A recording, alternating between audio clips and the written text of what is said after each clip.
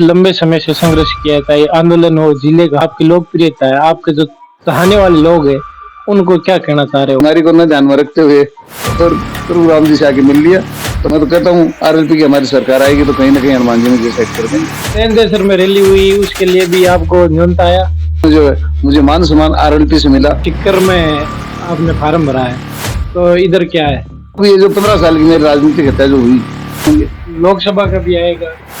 नमस्कार दोस्तों, आप देख रहे हो द फास्ट इंडिया और मैं हूं प्रभु राम बीड़ा। आज मैं आया हूं सीकर, जहां सीताराम जी नायक का जो निवास स्थान है वहां पर आया हूं और इनकी तबीयत अभी बहुत ही खराब है। तो आइए इनसे बातचीत करते हैं और इनके स्वास्थ्य के बारे में पूछते हैं। चैनल के जो दर्शक है उनको क्या कहना चाहोगे, क्योंकि हमारे जो चैनल के दर्शक है वो सुजानगढ़ के आसपास के एरिया के, और सुजानगढ़ में आपने बहुत लंबे समय से संघर्ष किया था, ये आंदोलन हो, जिले का हो, हर समय। तो आपकी जो अभी तबीयत खराब है और सुजानगढ़ की जो जनता है, आपकी लोकप्रियता है, आपके जो चाहने वाले लोग हैं, उनको क्या कहना चाह रहे हो? ऐसा है अभी तो मेरा स्वास्थ्य खराब हो। मैं 15 साल तक सुजानगढ़ वासियों को टाइम दिया और मन से है जो सेवा करी मैंने, और सुजानगढ़ की जनता का भी मेरे से जुड़ाव बहुत अच्छा रहा। अब हनुमान जी भाई साहब के आदेशानुसार, हनुमान जी बेनीवाल है हमारे सुप्रीमो, उनके आदेशानुसार उन्होंने कहा बोले ये बाबूलाल जी सीट निकाल लेंगे, तो सीताराम जी आप ये सीट छोड़ दो और बाबूलाल जी निकाल लेंगे, आप दूसरी जगह से आपको मैं कहीं भी सेट कर दूंगा।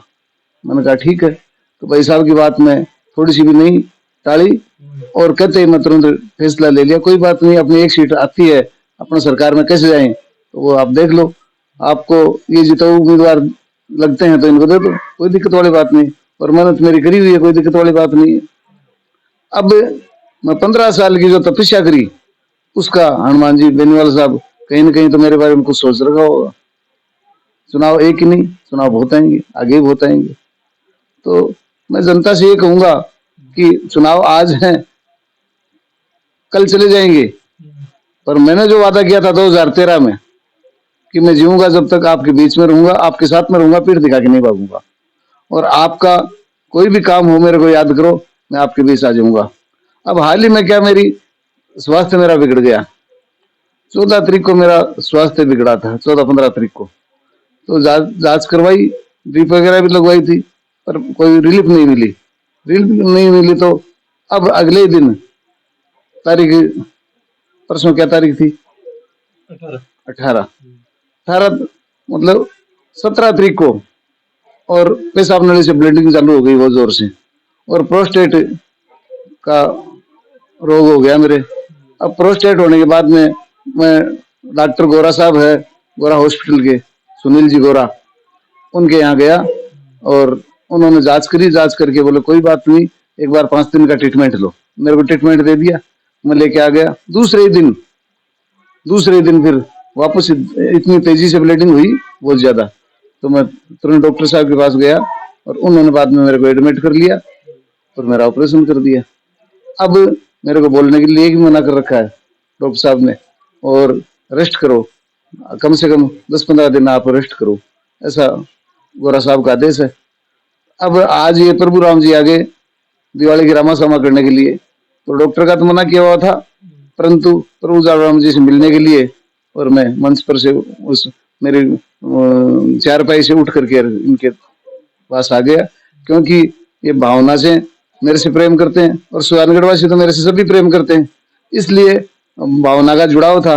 तो मैं बीमारी को न ध्यान में रखते हुए और प्रभु राम जी से आके मिल लिया और मिल करके मेरी पीड़ा बताई।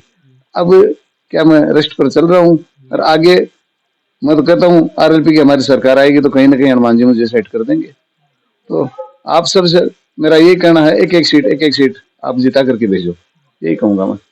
तेंदेसर में रैली हुई, उसके लिए भी आपको न्योता आया? बिल्कुल, हनुमान जी भाई साहब ने फोन किया था और बात हुई थी। उस समय मेरी तबीयत बिगड़ी हुई थी, तो फिर बाद में जो है हनुमान जी भाई साहब कहा आओ आप अपन चले, हेलीकॉप्टर में चले। भाई साहब मेरा स्वास्थ्य बिगड़ा हुआ है, मैं नहीं आ सकता, मैं थोड़ा ठीक हो जाऊंगा तो आ जाऊंगा। बाकी मैं आरएलपी से अलग नहीं हूँ, मैं पहले मेरे बयानों में कह चुका, जीते जी जीते जी मेरे रगों में जो है मुझे मान सम्मान आरएलपी से मिला, तो जीते जी मेरे रगों में खून है, तो खून का एक कतरा भी आरएलपी के लिए बहाने के लिए तैयार हूँ। और मैं आजीवन रहूंगा, आजीवन रहूंगा और आरएलपी को सेवा देता रहूंगा। ये मेरी भावना है।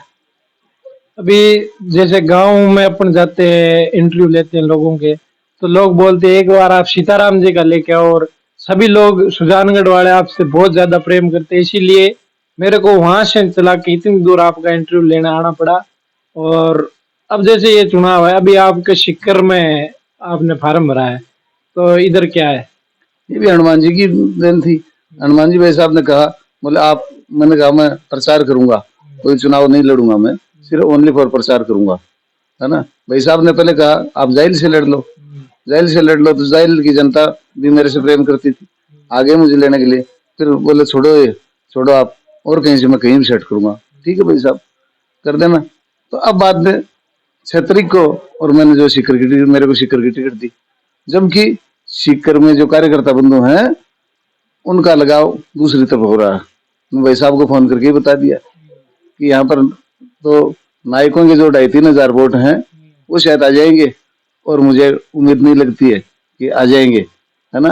तो अब ये जो 15 साल की मेरी राजनीतिक हत्या जो हुई, उसके बारे में कहीं ना कहीं हनुमान जी मेरे लिए सोचते होंगे।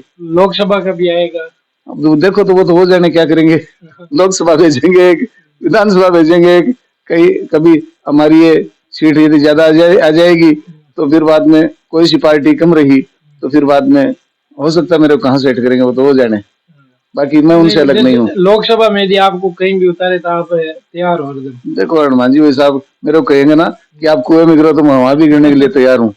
चुनाव तो रहा अलग, बाकी मेरे को ये कहेंगे ना सीताराम जी आप को ये काम करना है, मैं करने के लिए तत्पर हूँ, तैयार हूँ, है ना। और राजनीति से मैं बहुत पहले से मैं तो जुड़ा हुआ हूँ, और हनुमान जी की बात मैं नहीं उल्लंघूंगा, ये मैं आपको भरोसा विश्वास दिलाता हूँ।